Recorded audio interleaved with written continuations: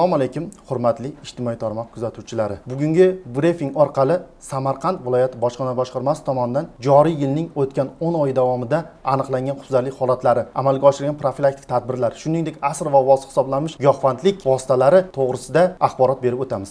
Samarqand viloyat bojxona boshqarmasi tomonidan huquqbuzarlik holatlarini aniqlash, shuningdek aniqlangan qo'shimcha hisoblangan bojxona to'lovlarini undirish borasida tizimli ravishda ishlar olib borilmoqda. Jumladan 2025-yilning o'tgan 10 oy davomida jami boshqarma tomonidan 1786 ta huquqbuzarlik holatlari, o'tgan yil shu davrda 1400 ta huquqbuzarlik holatlari aniqlangan bo'lib, ular bo'yicha 34 milliard 109 million so'mlik tovar moddiy boyliklar ushlab qolingan. Aniqlangan huquqbuzarlik holatlari yuzasidan 13 milliard 318 million so'm, o'tgan yilning shu davrda 10 milliard 798 million so'm bojxona to'lovlari hisoblangan. Holatlar soni 386 taga oshgan. Tovarlar qiymati 13 milliard 838 million so'mga oshgan. Ma'lumki, O'zbekiston Respublikasi Davlat bojxona xizmati organlarining asosiy vazifalaridan biri bojxona to'g'risidagi qonunchilikka rioya etilishi ustidan nazoratni amalga oshirish, qonunchilik buzilishlarining, shu jumladan kontrabandani oldini olish, ularni aniqlash va ularga chek qo'yishdan iboratdir. Hozirgi vaqtda giyohvandlik balosi insoniyat hayotida jiddiy xavf solayotgan, uning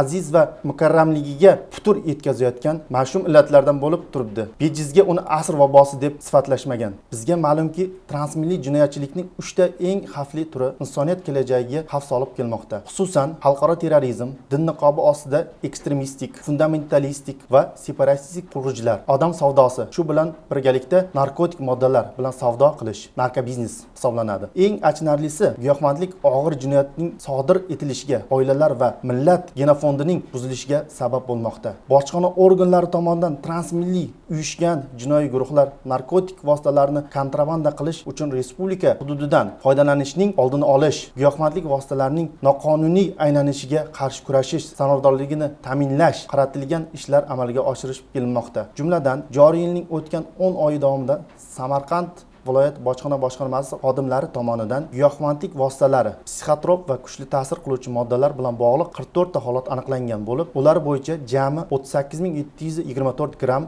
giyohvandlik moddasi aniqlanib, shundan 7265 gram opiy, 0,52 gram gashish, 30258 gram marixuana, 1199 gram geroin, 15 tup kannabis aniqlangan. Giyohvandlikka qarshi kurashish yoshlarni bu boradagi asrash uchun Samarqand viloyat bojxona boshqarmasi tomonidan chegara va chegara oldi hududlarda profilaktik uchrashuvlar, ya'ni davra suhbatlari, targ'ibot, tashviqot ishlari muntazam ravishda amalga oshirib kelinmoqda. O'tkazilayotgan profilaktik tadbirlar jarayonida keng jamoatchilikka sohaga doir qabul qilinayotgan normativ huquqiy hujjatlarning mazmun mohiyati tushuntirib kelinmoqda.